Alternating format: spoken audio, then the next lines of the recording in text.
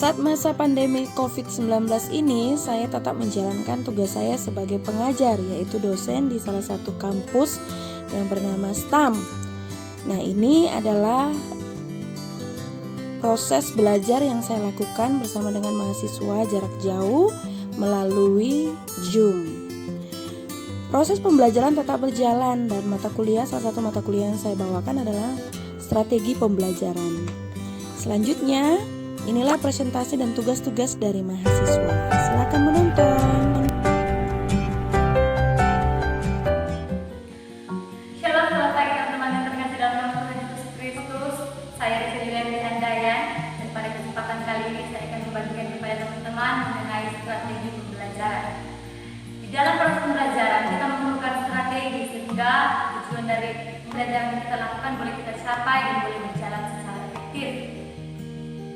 Begitu banyak strategi pembelajaran di dalam dunia pendidikan. Tapi kali ini saya akan membahas 3 strategi dari begitu banyaknya strategi yang ada. Dan dari 3 strategi tersebut yaitu yang pertama strategi pembelajaran afektif, kemudian yang kedua strategi pembelajaran kontekstual, dan yang ketiga adalah strategi pembelajaran inquiry. Ya, kita akan masuk dalam strategi yang pertama yaitu strategi pembelajaran afektif. Strategi pembelajaran afektif adalah suatu metode dalam proses pembelajaran yang menekankan pada nilai dan sikap yang diukur. Maka dari itu, strategi ini biasa disebut dengan strategi karakter. Berbicara tentang karakter dari strategi ini, di mana strategi ini menekankan bahwa pembelajaran itu harus ada perubahan dari karakter, dari sikap dari peserta didik yang kita ajar. Maka dari itu, kita sebagai pendidik atau nanti akan menjadi pendidik, marilah kita untuk mengenal setiap karakter dari peserta didik kita sehingga kita tahu bahwa proses pembelajaran kita lakukan sudah merubah karakteristik atau sikap dari peserta didik kita. Tapi teman-teman, bahwa perubahan karakter itu bukan hal yang mudah dan tidak membutuhkan waktu yang singkat, itu membutuhkan waktu yang lama dan membutuhkan proses. Tapi kalau kita terus berusaha pasti bisa, karena karakter itu bisa dirubah. Baik, lagi kita akan masuk dalam strategi pembelajaran kedua yaitu strategi pembelajaran kontekstual.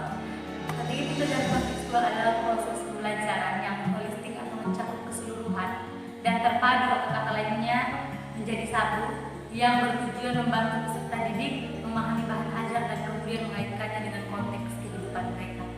Jadi dalam strategi pembelajaran ini menekankan bahwa setiap bahan ajar yang diberikan baiklah untuk dikaitkan dengan konteks kehidupan dari peserta didik, sehingga peserta didik boleh memahami dan boleh menerima pembelajaran tersebut dan mereka boleh mengaplikasikannya di dalam kehidupan mereka sehari-hari. Jadi sebagai peserta didik, marilah kita untuk mengenal setiap kehidupan dari peserta didik kita sehingga kita tahu bahwa saat kita mengajar mereka hal-hal apa saja yang perlu kita kaitkan di dalam proses pembelajaran kita yang boleh mereka terima, karena saat kita memberikan pembelajaran dan kita boleh memberikan contoh-contoh dan mengaitkan proses pembelajaran kita atau materi yang kita berikan dengan kehidupan sehari-hari, itu akan memudahkan untuk peserta didik dapat menerima pembelajaran yang kita lakukan. Kita akan lanjutkan pada strategi pembelajaran yang ketiga yaitu strategi pembelajaran inquiry. Strategi pembelajaran inquiry adalah rangkaian kegiatan pembelajaran yang menekankan pada proses berpikir secara kritis, analitis untuk mencari dan menemukan sendiri jawaban dari suatu masalah yang dipertanyakan. Jadi proses pembelajaran ini adalah proses di mana menekankan untuk siswa terlibat secara maksimal dalam proses pembelajaran, dan strategi ini menekankan untuk siswa boleh mengembangkan disiplin intelektual mereka dan boleh mempunyai kepercayaan diri, karena strategi ini menuntut mereka untuk menemukan sendiri inti dari pembelajaran, atau saat proses pembelajaran mereka ditanya, diberikan pertanyaan oleh pendidik, mereka boleh mencari pembelajaran tersebut dan boleh menyampaikannya, sehingga hal itu boleh melatih percaya diri mereka atau melatih kreativitas mereka untuk menemukan dan mencari setiap jawaban-jawaban dari masalah-masalah dan dari pertanyaan-pertanyaan yang diberikan kepada mereka. Itulah 3 strategi dari banyaknya strategi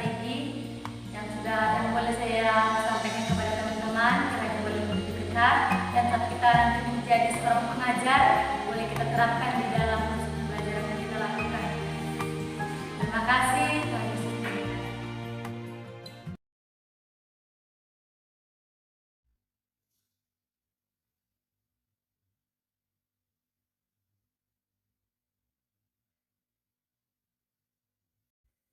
Proses pembelajaran ekspositori adalah proses pembelajaran di mana guru harus menekankan penyampaian materi secara verbal kepada siswa agar siswa dapat menerima materi tersebut dengan baik dan juga optimal.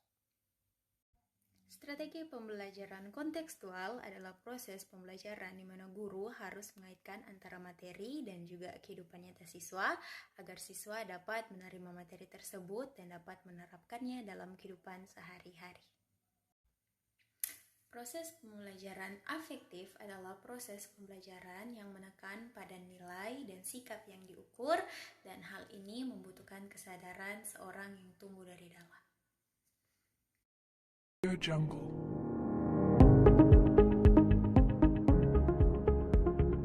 Baik teman-teman yang sama diberkati Tuhan, pada saat ini saya akan menjelaskan beberapa strategi pembelajaran yang sering digunakan oleh seorang pengajar kepada anak didik agar dalam proses belajar mengajar itu tidak terlihat membosankan ataupun monotonis, sehingga proses pembelajaran itu dapat berhasil dan mahasiswa dapat menguasai materinya dengan baik serta menyukai materi pembelajaran itu.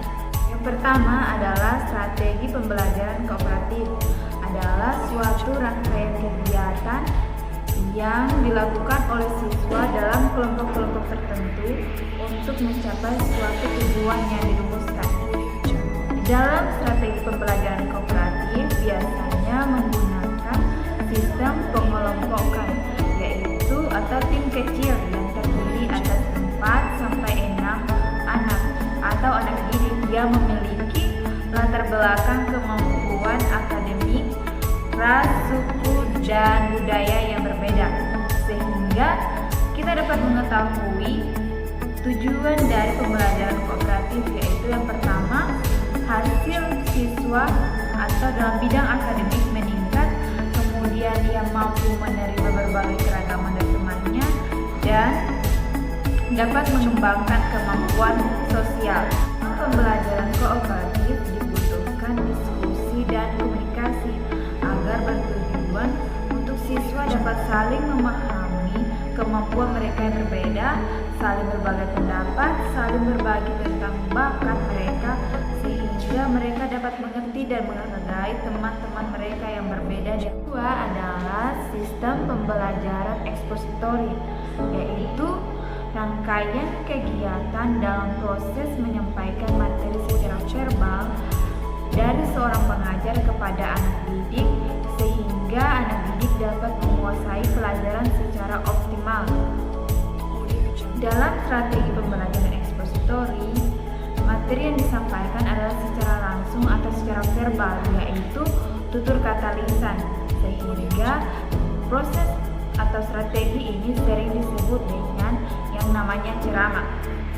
Dan biasanya materi sudah tersusun secara sistematis atau sudah jadi dari seorang pengajar, sehingga materi tersebut sudah dipahami atau sudah termemori dalam pikiran seorang pengajar untuk ia sampaikan kepada seorang anak didik, sehingga anak didik tidak dituntut untuk mencari materi, tetapi mereka hanya mendengar dan mampu memahami materi yang disampaikan oleh seorang pengajar. Dan yang menjadi tujuan akhir dari proses pembelajaran ini adalah penguasaan materi itu. Artinya, setelah proses pembelajaran berakhir, maka siswa diharapkan dapat menguasai materi pelajaran yang telah disampaikan dengan cara mengatakan kembali atau mengulang kembali pelajaran yang sudah disampaikan. Yang strategi yang ketiga adalah strategi pembelajaran inquiry.